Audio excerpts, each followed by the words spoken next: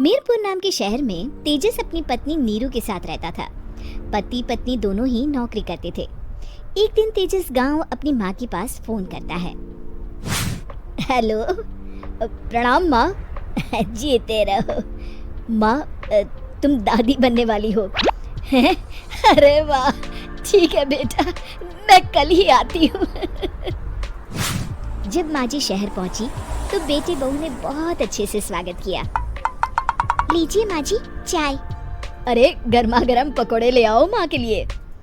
नीरू रसोई में गई और 2 मिनट में ही पकोड़े ले आई। जी ये लीजिए। बहू जादू से बनाए हैं क्या? अभी तो रसोई में गई थी। यम्मी। माँ जी, शीला रसोई में पकोड़े तल रही है, मैं बस लेकर आई। हे भगवान, मेरा धर्म भ्रष्ट कर दिया तूने। अब तो गंगा जल से शुद्धिकरण करना होगा। दूसरे दिन, माँ जी मैंने नाश्ता बना दिया है, ऑफिस जा रही हूँ। पर अभी तो घर का सारा काम पड़ा है। शीला आती ही होगी, झाड़ू पोछा बर्तन कपड़े वो सब कर लेगी। हमारे जमाने में घर का सारा काम हम ही करते थे। जी माँ जी, आप बहुत होशियार हैं, मैं घर ऑफिस दोनों नहीं संभाल पाती। तो जरूरत क्या है घर से बाहर जाकर चाकरी करने की? वैसे भी घर का काम खुद करने से घर में बरकत आती है, समझी? पर माँ जी। पर वर कुछ नहीं, इस महीने की पगार मिले फिर ऑफिस बंद है। हाँ। रात को नीरू तेजस से कहती है, सुनिए जी, माँ जी बोल रही थी कि मैं नौकरी छोड़ दूं। वैसे ठीक ही तो है, अभी तुम्हें आराम की जरूरत है। फिर भी आराम कहाँ, शीला को छुड़ाने के लिए बोल रही थी।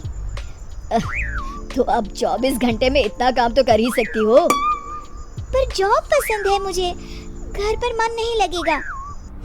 अगले दिन जब दोनों ऑफिस के लिए निकल रहे थे, मेरी तो कोई कीमत ही नहीं है इस घर में।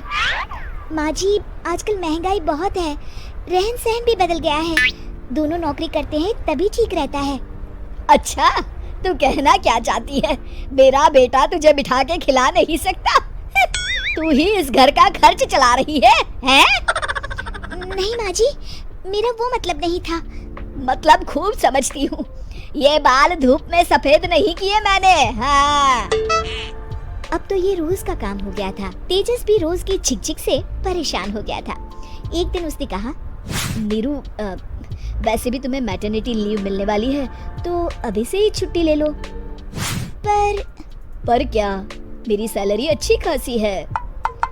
आखिर नीरू ने रिजाइन कर दिया। जब बच्चा हुआ तो घर में सब बहुत खुश हुए। कुछ दिनों बाद तेजस फाइल देख रहा था। क्या हुआ तेजस, कुछ परेशान लग रहे हो?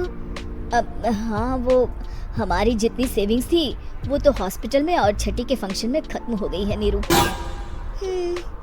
और अभी वैसे मंदी चल रही है तो मैं बोल रही थी कल मुन्ना को हेपेटाइटिस का टीका लगवाना है। नीरू, क्या पोस्टपोन नहीं कर सकते? नहीं जी, बिल्कुल नहीं। अब तेजस को समझ में आ रहा था कि उससे गलती हुई है। पैसों की कमी का असर घर के माहौल पर भी पड़ रहा था। अगले दिन, बेटा मेरा चश्मा और ये दवाइयाँ ले आना, पर्चा देते हुए माँ जी ने कहा। जी। तेजस, मुन्ना के लिए दूध का डिब्बा और डायपर भी ले आना, और ये किराने के सामान की लिस्ट है, इसे भी लाना है। तेजस गुस्से में लिस्ट मरोड़ कर फेंकता है और चिल्लाता है, पैसे क्या पेड़ पर उगते हैं? ये ले आना, वो ले आना।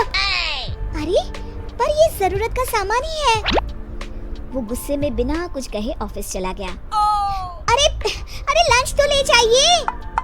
नीरू दौड़कर डिब्बा पकड़ाती है। एक दिन खाना खाने के बाद, नीरू, अब तो मुन्ना कुछ बड़ा हो गया, तो अब तुम वापस ज्वाइन कर लो ना जॉब। पर इस रिसेशन में जॉब मिलना बहुत मुश्किल है।